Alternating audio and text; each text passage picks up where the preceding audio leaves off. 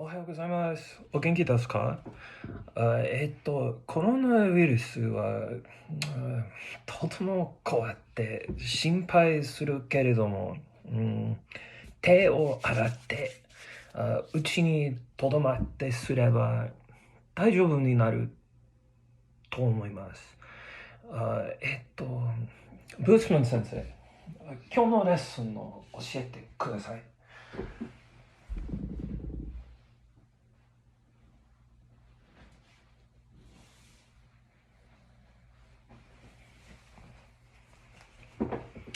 All right, let's get started. Good morning. Happy Wednesday, halfway through our second week here. Brief announcements. Your exit ticket for today will be just simply asking you if you have any questions from today's lesson. Again, if you don't, then I encourage you to come up with one, something you think someone might be confused about. That will be due by midnight tonight. Otherwise, we'll jump right in. We are going to finish up our notes for section 7.4. I would like to skip both example 3. It's a great example, one of my favorites, but it is really tricky. Definitely far more complicated than anything I'm going to ask you on an assessment. And then we're also going to skip example 5. Example 5 has to do with learning target 7.3b, which we skipped in section 7.3. Instead, I'd like to jump into example 4. We're talking about force right now. Yesterday, we talked about velocity and how we use vectors to solve velocity problems. Now we're talking about force. So example 4 tells us that a man pushes a lawnmower with a force of 30 pounds, exerted at an angle of 30 degrees to the ground. Find the horizontal and vertical components of the force. All right, so let's draw a picture.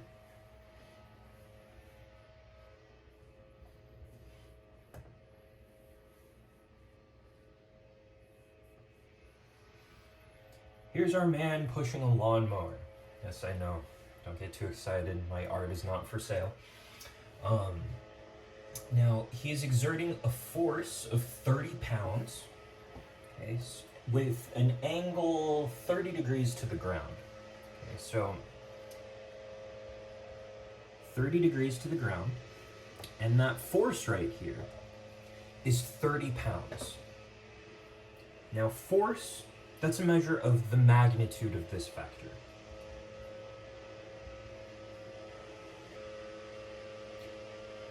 And we want to find the horizontal and vertical components of this force. All right, so we know that the horizontal component of this force is A, and that's equivalent to the magnitude of that vector times the cosine of that angle.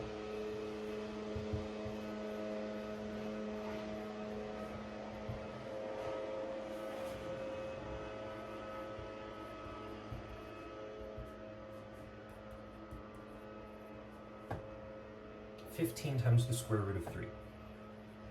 We know that the vertical component, B, magnitude times the sine of our angle,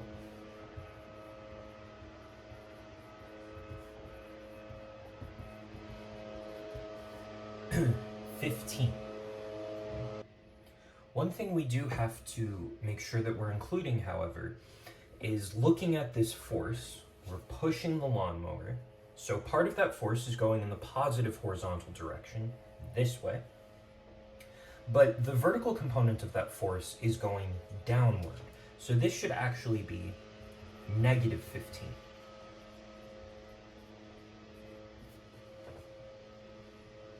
And there we go. So these are the pieces of this force, the 30 pounds of force, that are going horizontally and vertically, in this case downward. Again, we're skipping example 5, so let's jump to the back page. We're looking at work.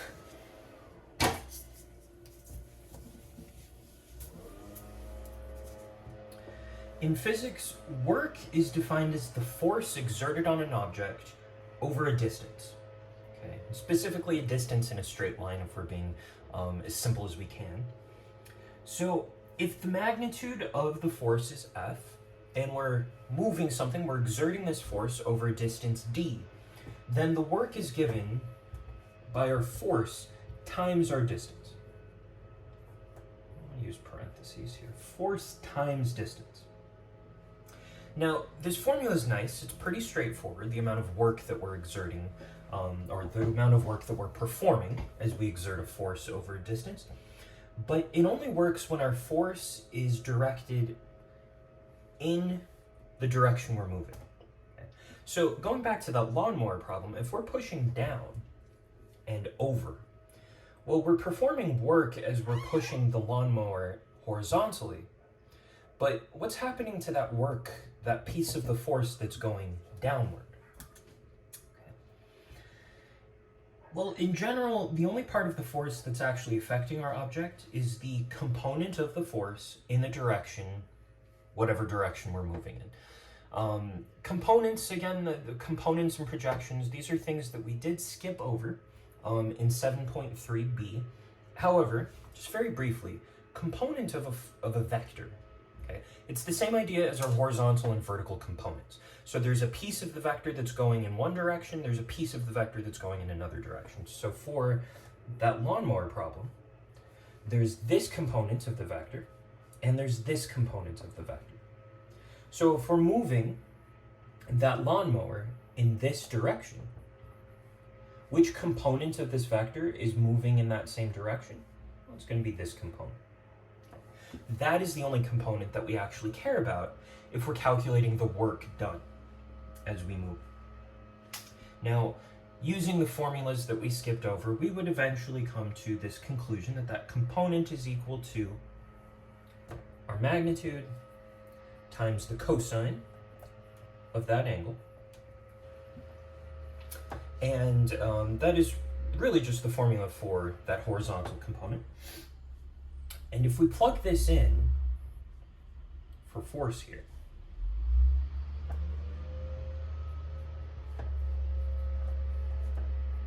and instead of this d, I'm going to use the vector d, specifically its magnitude, how far we're pushing. This becomes the dot product of these two vectors. So let's recap very briefly, because I know I went through that a little quickly, and that incorporated some things that we'd skipped over before.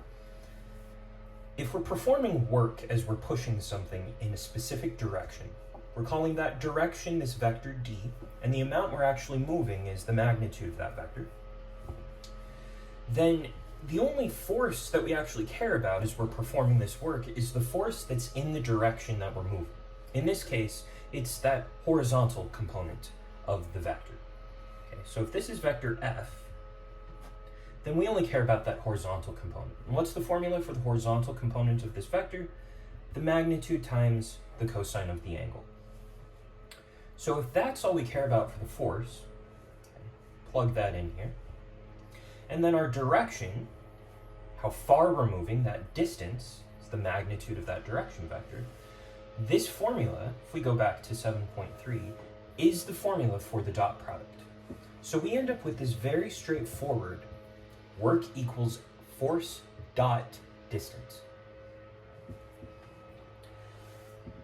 This formula is included on your reference sheet.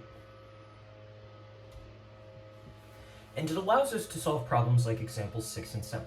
So a force is given by the vector F equals 2, 3, and moves an object from the point 1, 3 to 5, 9. Find the work done. Well, we know that work is force dot distance. That means we need a distance vector. Luckily, we have 2 points.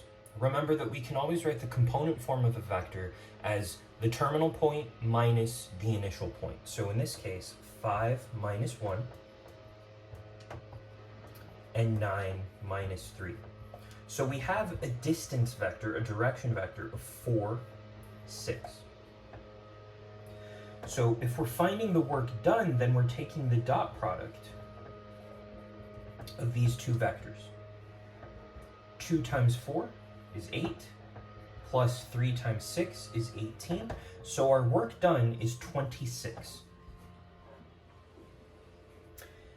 If we're talking about units, I'm not going to be particularly picky here, but if we were to talk about units, depending on our units, if we're in the metric system, then the unit for work is the Newton. If we are in US units, we're performing a certain amount of force, pounds, over a certain distance in feet. So the unit for work is actually the foot-pound. Very strange unit. I despise it. Much rather work with newtons, but here we are. Regardless, that's it. Let's do one more example for today. And in fact, our last example for the unit.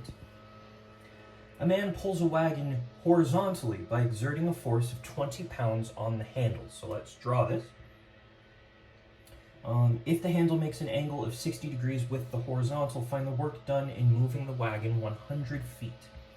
So we make a 60-degree angle with the horizontal. So here's our wagon. There's the man. Not sure why his arm is coming out of his neck, but okay. Also not sure why he's floating above the wagon. Oh boy, okay. So,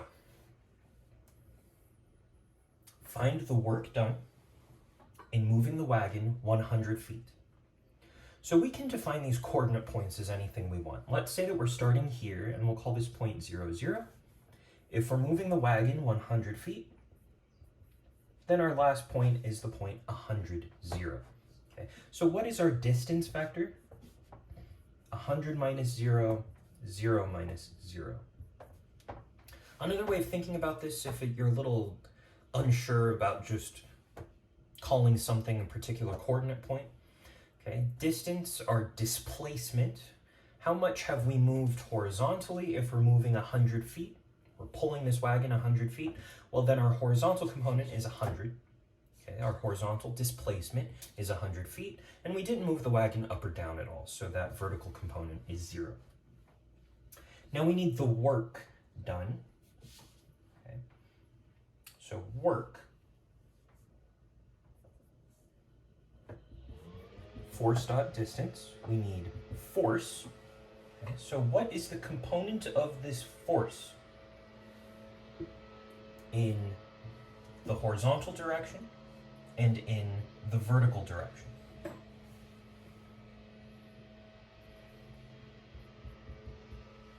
Well, we know that this force is 20 pounds, so the magnitude of F is 20. We know this angle, so we can find A. 20 times the cosine of 60. Cosine of 60 is 1/2, very good. And the sine of 60 degrees is, oh, Takaya's not here. I was going to ask her, let's see. How about athlete of the month, Aspen Charles? No, I'm sorry, Jacob. Why would I bother asking Jacob? Isaiah. Perfect, the square root of 3 over 2. So our force, 10, and 10 square root of 3. So our work is force dot distance, 10 times 100, not 1,000, 100, plus 10 times the square root of 3 times 0. That's 0. So our work done is 1,000. And this did give us units. This is a force in pounds and a distance in feet. So our work done is 1,000 foot-pounds. And there we are. All right. So today, a little trickier. I know I also went through this a little quicker than I would have if we were in class. So rewatching parts of this that are confusing to you, your exit ticket, please submit any questions you have from today's lesson. That's due by midnight tonight. Continue to work on the 7.4 independent practice problems, and tomorrow we'll have a few practice problems as part of our lesson, followed by our 7.4 exit ticket. So reach out to me if you have any questions. Otherwise, see you tomorrow. 今日のレッスンが終わりました。じゃあ、どうもありがとうございました。また明日。